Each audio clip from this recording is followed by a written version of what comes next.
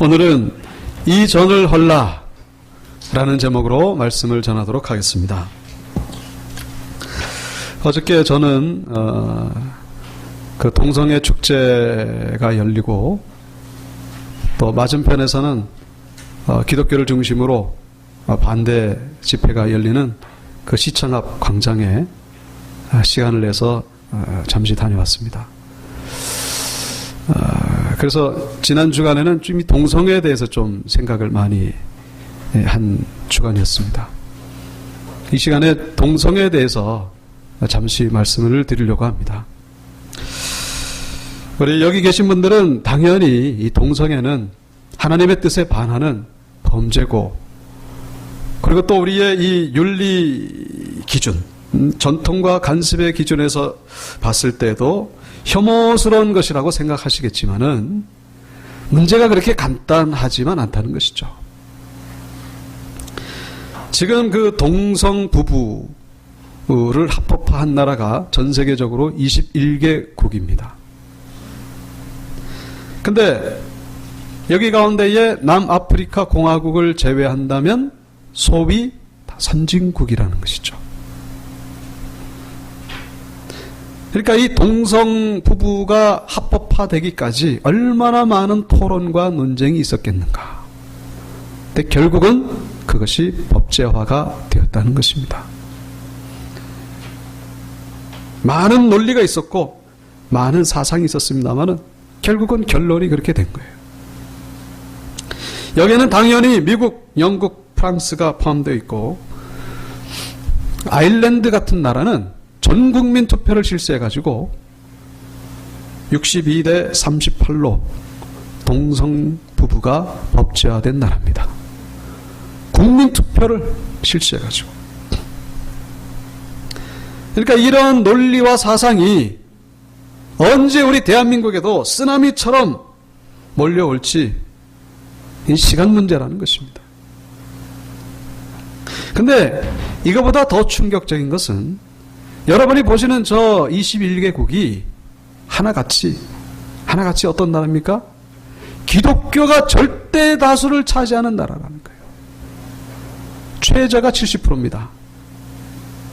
우리나라는 기독교가 몇 프로죠? 뭐 25% 얘기를 하지 않습니까?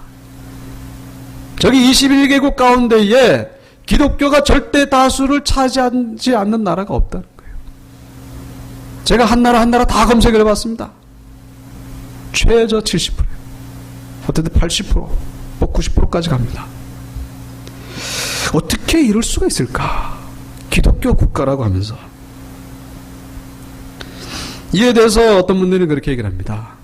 동성애가 법제화될 때에 교회가 목소리를 높이지 않았다. 목소리를 높이지 않았기 때문에 이렇게 됐다라고 그렇게 얘기를 합니다만은 과연 그렇게 단순하게만 볼 수 있겠는가? 성경은 분명히 동성애를 죄라고 말씀하고 있습니다. 구약 성경에도 레위기 18장 22절 여기서 너는 남자를 얘기를 합니다. 여자와 동침함 같이 남자와 동침하지 말라. 이는 가증한 일이니라. 레위기 20장 13절 누구든지 여인과 동침하듯 남자와 동침하면 둘 다 가증한 일을 행함인즉 반드시 죽일지니 자기의 피가 자기에게로 돌아가리라. 지금은 신약시대이기 때문에 우리가 구약 성경의 구절을 지킬 필요가 있겠는가? 뭐 그렇게 얘기를 할 수 있겠지만은 신약 성경에도 이 동성애에 대해서 분명히 말씀하고 있다는 것이죠. 로마서 1장 27절 그와 같이 남자들도 순리대로 여자 쓰기를 버리고 서로 향하여 음욕이 불릴 듯하며 남자가 남자와 더불어 부끄러운 일을 행하여 그들의 그릇됨에 상당한 보응을 그들 자신이 받았느니라. 많이 봤던 말씀이죠. 고린도전서 6장 9절로 10절 불의한 자가 하나님의 나라를 유업으로 받지 못할 줄을 알지 못하느냐. 미혹을 받지 말라. 그 다음에 불의한 일이 어떤 일인지 쭉 열거하고 있습니다. 음행하는 자, 우상 숭배하는 자, 간음하는 자, 탐색하는 자, 남색하는 자. 여기서 남색하는 자가 바로 동성연애자를 가리킵니다. 도적이나 탐욕을 부리는 자나 술 취하는 자나 모욕하는 자나 속여 빼앗는 자들은 하나님의 나라를 유업으로 받지 못할 것이다. 구원받지 못한다는 거예요. 믿음으로 구원을 받지 여러분 반드시 기억하실 것은요, 우리가 죄가 심해지면요, 그 다음에는 구원이고 뭐고 하나님 떠나게 됩니다. 죄가 심해지면은 하나님에 대한 생각이 다 잊어버리죠. 그렇게 해서 구원은 없어지는 것이죠. 우리가 성경을 떠나서도, 신앙을 떠나서도 이 동성애는 사회 전반적으로 역기능적인 면이 많다는 것을 우리가 분명히 아셔야 된다는 것이죠. 우선 잘 아시는 에이즈와 동성애는 밀접한 관계에 있습니다. 물론 동성애자라고 해서 다 100% 에이즈 환자는 아닙니다.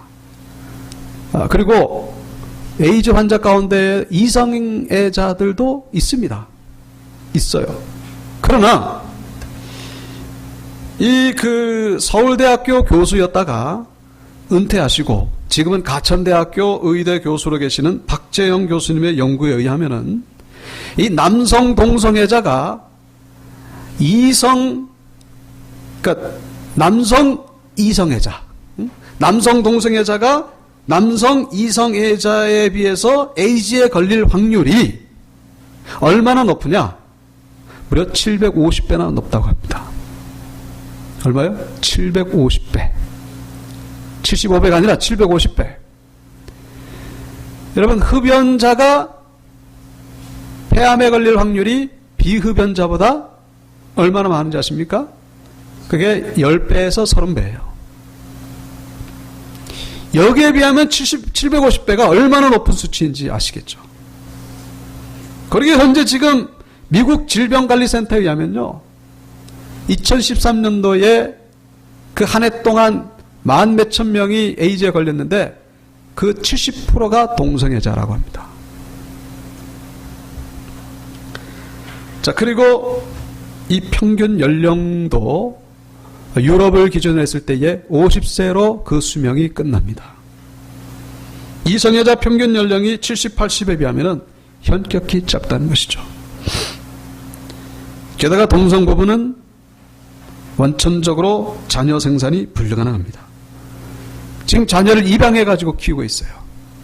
그 자녀들이 자라면서 얼마나 혼란에 빠지겠는가. 가정이 파괴되고 사회 파괴로 나아갈 수가 있는 것이죠. 그리고 아시다시피 동성애자들은요, 성적으로 상당히 문란합니다. 존 스타트 목사님이 쓴 그 동성애 논쟁이라는 책에 보면 이거 외에도 아주 권위 있는 자료에 보면요, 그 동성이 부부 결혼해가지고 이 정절을 지키는 부부가 없다. 156상 가운데 150상이 불륜이고 5년 이상 산 동성 부부 100상은 다 불륜입니다. 정절을 지키는 부부가 없어요. 그러니까 이건 거의 다가 100%는 아니지만은 뭡니까? 그것 때문에 결혼하는 거, 그것 때문에. 그리고 이 근본적으로 동성애는 이 자연의 가장 기본적인 질서를 무너뜨리는 행위라고 할 수 있습니다. 우리는 이를 가리켜서 창조 질서라고 그러죠. 창조 질서가 무너지고 있습니다. 이 모든 생물체는 보면은 식물도 그렇고 동물도 그렇고 다 암수로 되어 있어요. 암수가 바뀌게 되면 우리는 그것을 비정상이라고 부릅니다. 물론 동물 가운데에도 동성애를 하는 그 동물이 있어요. 특이하게도. 그래서 어떤 사람들은 봐라, 동물들도 동성애 하지 않냐. 그러니까 사람이 동성애 하는 것도 자연스러운 것이다. 이렇게 얘기를 하는데 이거는 하나는 알고 둘은 모르는 거예요. 그렇게 해석하면 안 되죠. 그렇게 해석은 안 됩니다. 그 동성애를 하는 동물이 잘못된 거예요. 그 동성애를 하는 동물이 잘못됐다는 것이죠. 여러분 지금 그 깨구리가 뱀을 잡아먹는 그런 시대입니다. 깨구리가 뱀을 잡아먹을 때 우리가 뭐라고 생각합니까? 아, 이 개구리는 식성이 참 독특해. 그렇게 보질 않죠. 생태계가 파괴됐다고 보죠. 생태계가 교란됐다고 봅니다. 그리고 호랑이가 풀을 먹고 사는 그런 호랑이가 있어요. 그리고 초식동물 가운데에 이 하마가 있지 않습니까? 하마는 초식동물이에요. 근데 이 하마가 가끔씩 그 부패한 사슴고기를 뜯어먹습니다. 이것이 정상입니까? 이게 비정상이에요. 여러분이 잘 아시는 대로 광우병 왜 생겼는지 아실 것입니다. 이 초식동물인 소에게 바로 육식 사료를 먹인 결과로 광우병이 생겼다는 건 이미 다 알려진 사실이에요. 소는 초식 사료를 먹어야 되는데 육식 사료를 먹은 거예요. 뭡니까 이게? 아주 기본적인 질서죠. 여러분, 동성 부부는요, 그 연장선상에 있습니다. 이 모든 혼란과 이 모든 질서 파괴된 그 연장선상에 있는 거예요. 그러니까 그 이상도 이하도 아닙니다. 무슨 평등이니 무슨 선택의 자유니 절대로 그렇지 않습니다. 한마디로 고장난 거예요. 한마디로 질서가 깨진 겁니다. 근데 그 근본이 어디 있다고요? 바로 죄에 있다고 성경은 말씀하고 있죠. 그 근본 원인이 죄에 있다는 것을 세상 사람들은 모르고 있습니다. 자, 그런데 이렇게 성경적으로도 범죄고, 물론 여기서 제가 덧붙여 드리고 싶은 말씀은 이 동성애는 죄지만 동성애자는 우리가 사랑으로 용납해야 된다는 것이죠. 동성애자를 무조건 죄인 취급하고 차별 대우하면은 그거는 하나님이 기뻐하시지 않습니다. 만약에 우리 교회에 동성애자가 이렇게 왔다고 하면은 그럼 받아줘야 됩니다. 그러나 문제는 어디 있냐면은 이분이 자기의 동성애에 대해서 합리화를 하고 죄가 아니라고 주장을 하고 심지어 교회에 있는 교인들에게 이런 동성애 행위를 요구를 한다면은 그렇다면 차원이 달라지는 것이죠. 뭡니까? 우리 성경적인 기준을 분명히 얘기를 해줘야 됩니다. 이건 죄라고. 이거는 죄입니다. 여기에 대해서 동의를 하지 않으면은 나가든지 아니면 회개를 하든지 둘 중에 하나에 되겠죠. 이렇게 성경적으로도 죄고 일반 사회에서도 역기능적인 동성애를 왜 기독교가 절대 다수인 유럽 나라들이 법으로 받아들이게 되었는가? 왜 기독교 국가들이 동성애에 무너졌는가? 그 해답을 오늘 본문에서 찾아볼 수 있습니다. 그건 한마디로 교회가 영적으로 죽었기 때문이라는 거예요. 유럽의 교회들은 영적으로 죽었다라고 말할 수 있습니다. 물론 안 그런 교회도 있겠죠. 그러나 전반적으로 다 죽었다는 거예요.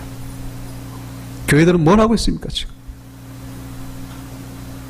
왜 지금 동성애가 하나님 앞에 범죄인데 왜 목소리를 내는 교회가 없냐 이 말이죠. 왜요? 죽어서 그래요. 죽었습니다. 한마디로. 오늘 우리가 읽은 본문 가운데에도 죽은 성전을 우리가 보게 되죠. 예수님이 예루살렘 성전에 들어가셔서 분노하시면서 성전에서 장사하는 사람들을 채찍으로 내쫓으시는 그런 장면을 우리가 보게 됩니다. 주님이 분노하신 이유가 뭡니까? 한마디로 오늘 본문에 여기 16절에 나오죠. 성전이 뭐가 됐습니까?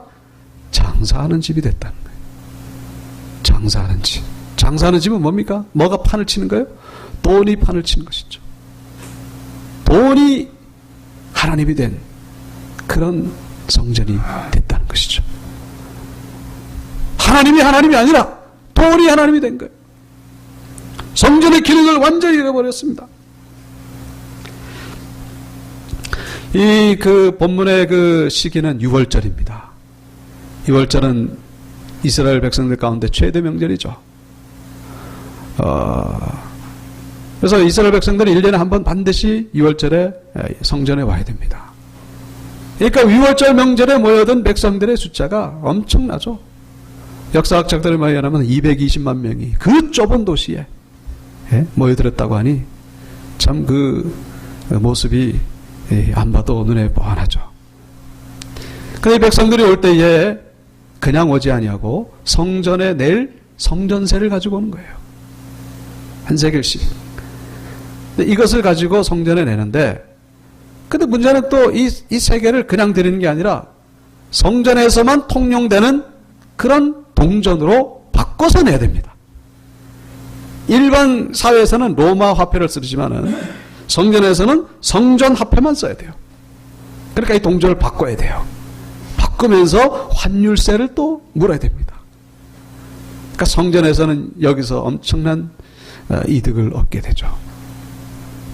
그리고 저 백성들이 또 이 제물을 드립니다. 오늘 본문에 소와 양, 비둘기 등장하잖아요. 그러니까 멀리서부터 오니까 이거를 가축을 끌고 올 수 없잖아요. 그래서 편의상 성전에서 판매하는 그것을 사다가 하나님께 드리는 거예요.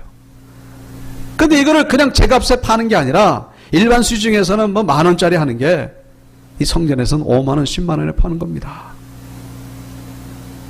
거기서 걷어들이는 수익금 엄청나다는 것이죠. 그리고 설령 자기 집에서 가축을 힘들게 끌고 왔다고 해도 이 성전에서 불합격시켜버립니다. 이게 흠이 있다. 흠이 있는 재물은 절대로 하나님께 드릴 수 없다. 그래가지고 불합격시켜버린 거예요. 발톱이 빠졌다 그러고 눈이 하나 멀었다 그러고 털이 너무 빠졌다 그러고 불합격시켜요. 그러면 어쩔 수 없이 성전에서 판매하는 이 가축을 사야 됩니다. 그러니까 거의 모든 사람들이 이러니까 이 성전에서 걷어들이는 수익은요, 이 상상을 초월한다는 것입니다. 완전히 주님이 말씀하신 것처럼 장사하는 집이 되버렸다는 거예요. 이건 성전이 아니라 이건 물건 사는 것이 물건 사는 거. 돈이 넘쳐 흐르는 것이 됐다는 것이죠. 물론 우리가 오해하지 말아야 될 것은 성전의 재정이 풍요롭다는 자체가 죄는 아니죠. 그건 절대로 죄가 아닙니다. 이 교회가 정말 하나님 나라를 위해서 써야 될 것이 얼마나 많은지 모릅니다. 물질이 절대적으로 필요하죠. 그러나 이 수단과 목적이 바뀌었다는 거예요. 완전히 바뀌었습니다. 하나님의 영광을 위해서 물질이 써야 되는데 물질의 영광을 위해서 물질이 지금 걷어들여지고 있다는 것이죠. 그러면서 주님이 분노하시면서 다 쫓으시면서 뭐라고 말씀하십니까? 이 성전을 헐라. 이 성전을 헐라. 쉽게 말하면 이딴 성전 다 부숴버려라 그런 얘기죠. 다 부숴버리고 성전을 다시 지어라는 얘기예요. 다시 지어라. 다시 짓는 성전은 뭡니까? 그 성전은 바로 예수 그리스도 자신을 말씀하십니다. 예수님이 하신 말씀이 이 성전을 헐어버려라. 내가 3일 만에 다시 세울 것이다. 그러니까 이 지도자들이 눈이 희둥거려져 가지고 놀래기도 하고, 도대체 저 사람 정체가 뭐냐? 이런 일은 전무후무한 일이기 때문에 감히 성전에 와가지고 이런 일을 행할 사람은 큰 강대국에 와가지고 말발굽 물어 짓밟는 거 외에는 저 사람 분명히 유대인인데 이스라엘 백성인데 어떻게 이런 일을 할 수 있을까? 정체가 뭐냐? 로마의 권력을 등에 입었느냐? 그런 생각을 하면서 막 혼돈이 온 거예요. 그래서 예수님이 하신 말씀이 이해가 안 되는 겁니다.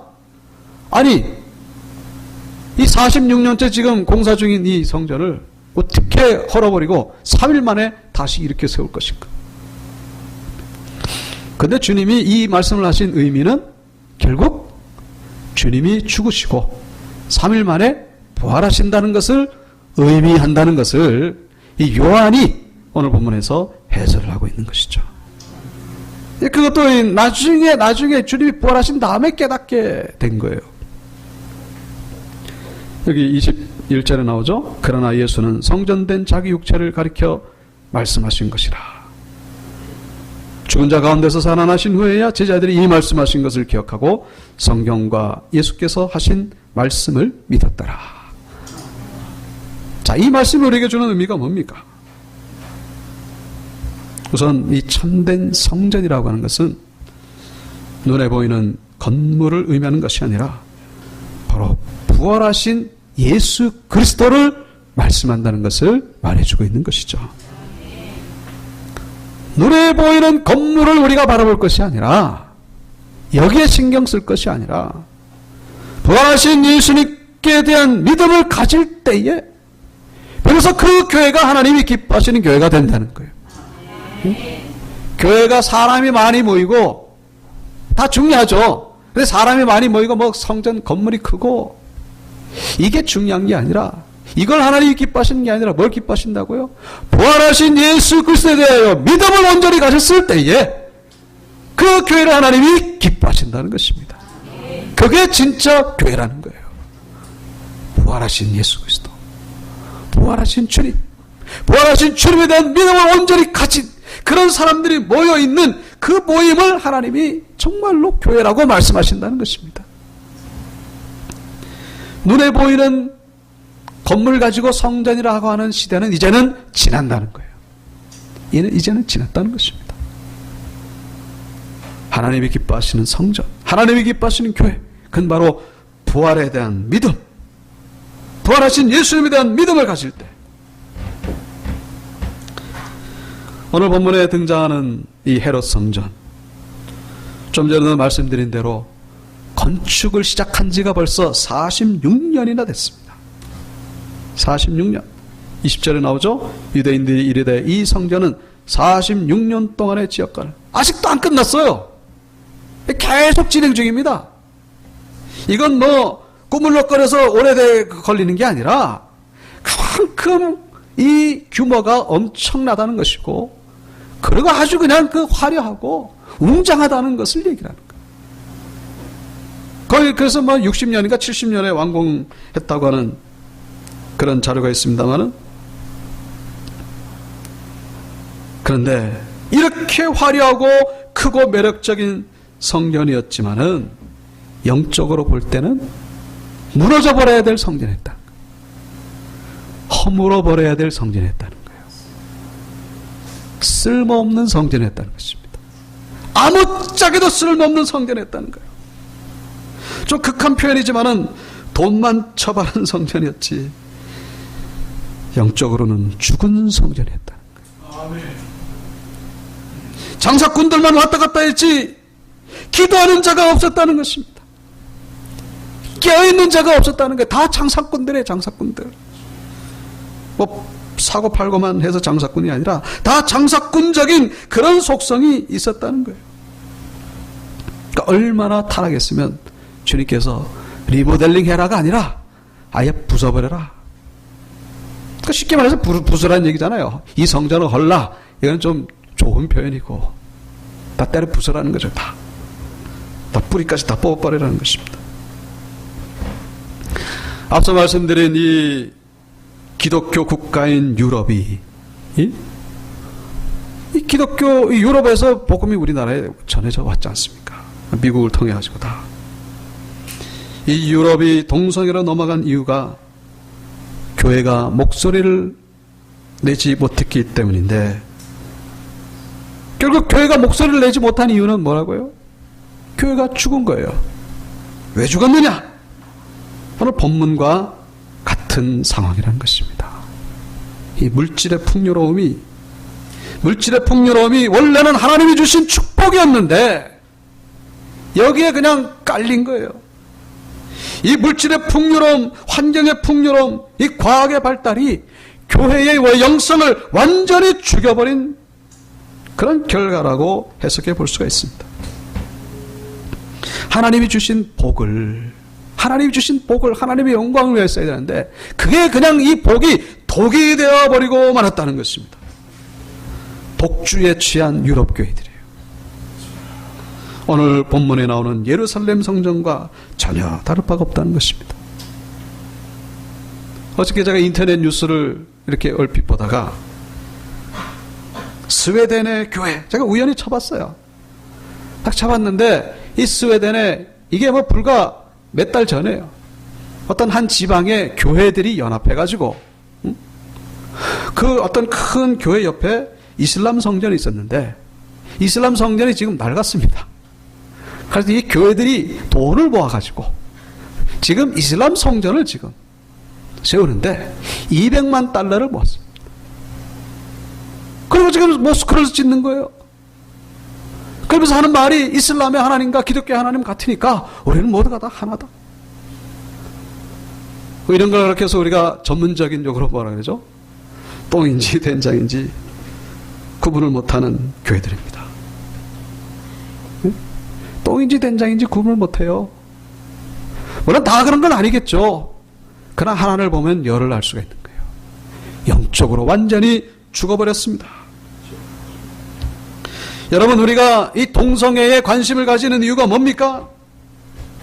단순히 사회 파괴가 아니라 여기에는 반드시 하나님의 심판이 따르기 때문이라는 거예요.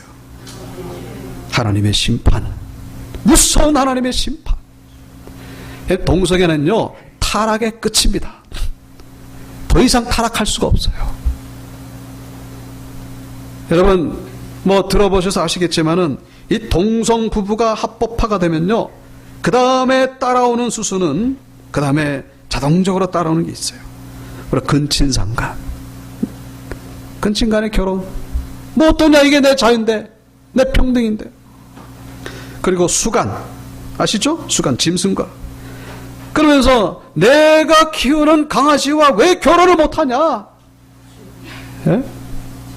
이게 지금 그 버젓이 유명한 일간지 잡지의 그 표지예요. 카바예요. 카바 스토리예요. Why can't I marry with my dog? 응? 맞나요? 우리 나준 집사님? 왜 내가 기르는 개와 결혼을 못하냐? 그래서 결혼하잖아요. 지금 결혼하고 있습니다. 시간이 뭔지 아시죠? 시체와 관계를 맺는 거예요. 소아성애, 애기들하고 그런 관계를 맺는 거예요. 심지어는 기계성애자가 있습니다. 기계성애자가 뭔지 아십니까? 멋진 기계를 보면요, 이 성적 흥분을 느껴요. 그래서 성관계를 맺는 거예요. 그게 지금 이 CCTV에 지금 찍혀 있습니다. 여러분, 이게 성적 취향입니까? 이 정도면 정신병이 정신병. 어떻게 정신병이라고 얘기 안 하겠습니까? 시간, 수간, 예? 기계성애. 질서가 완전히 파괴됐습니다. 세상은 난장판이 되고 말았습니다. 그 다음에 어떻게 되느냐 하는 거예요. 그 다음에 하나님의 심판이 따라오게 된다고 성경은 우리에게 분명히 보여주고 있습니다. 소돔과 고모라성 그렇게 해서 심판을 받은 거예요. 소돔이 동성애자라는 뜻이잖아요. 고린도라는 도시도 마찬가지예요. 고린도 동성애라는 뜻이 있습니다. 그렇게 해서 심판을 받았고, 마찬가지로 가나안 땅이 여호수아 군대에 의해서 심판을 받은 것도 바로 그 동성애와 다 그 선상에 있다는 것을 성경은 우리에게 말씀해 주고 있습니다. 오늘 본문에 나오는 예루살렘 성전 갈 때까지 간 거죠. 그래서 결국 주님이 말씀하신 대로 이 예루살렘 성전은 AD 70년경에 완전히 파괴되고 맙니다. 주님이 말씀하신 대로 십자가에서도 죽으셨지만은 또 말씀하신 대로 이게 헐어 버려졌어요. 이 로마 군인들이 그냥 예루살렘 성전에 황금이 많이 있다, 응? 다 그렇게 알고서 어디 돌 사이에 황금이 있지 않을까 그래서 돌을 다 치는 거예요. 돌을 다. 그러니까 주님이 말씀하신 그대로 돌 하나 돌 위에 남기지 아니하고 무너질 것이다. 그 예언이 그대로 이루어지게 된 것을 볼 수가 있습니다. 동성애에 힘없이 무너진 유럽의 교회들, 하나님의 심판이 과연 어떻게 임할지 두렵기까지 한 것이죠. 우리 한국교회가 정말로 정신 차려야 될 때입니다. 정말로 정신 차려야 될 때입니다. 우리 한국교회도 이제는 풍요로워졌어요. 그런데 이 풍요로움이 교회를 영적인 죽음으로 몰아갈 수 있다는 사실. 그나마 다행인 것은 제가 어저께 집회를 갔다 오면서 제가 성령의 감동을 느꼈어요. 그나마 그래도 보도블록에 앉아가지고 통성기도를 하면서 그래도 신사적으로 다 어저께 뭐 부딪힘 없이 그렇게 끝났습니다. 민족을 위해서 나중에 막 애국가를 부르는데 뭐 얼마나 감동이 되는지. 이 대한민국의 한 국민으로서 이 나라를 살려야 된다는 그런 마음으로 기도를 막 하는데 얼마나 참 마음에 감동이 되는지. 그러니까 한국 기독교는 25% 밖에 안 되지만 그래도 목소리를 낼 만큼 아직 살아있다는 거예요. 아직 살아있습니다. 얼마나 감사한지 몰라요. 여러분, 동성애 반대 집회하는 데는요, 기독교밖에 없어요. 뭐 불교 뭐 어디 있다고 하지만요, 다 기독교밖에 없어요. 어저께. 여러분, 만약에 저 기독교가 저렇게 반대 집회를 안 해주면요, 우리나라 동성애 국가 됩니다. 금방 됩니다. 유럽처럼. 우리 교회가 이렇게 소리를 내주니까 그나마 지금 늦춰지고 있는 것이죠. 그래서 우리는 정말로 이 교회들을 바라보시면서 물질이 귀하고 필요한 것은 사실이지만 우상이 되면 안 된다는 것을 우리가 기억해야 된다는 것이죠. 그때부터 우리의 영은 죽기 때문에 그렇다는 겁니다.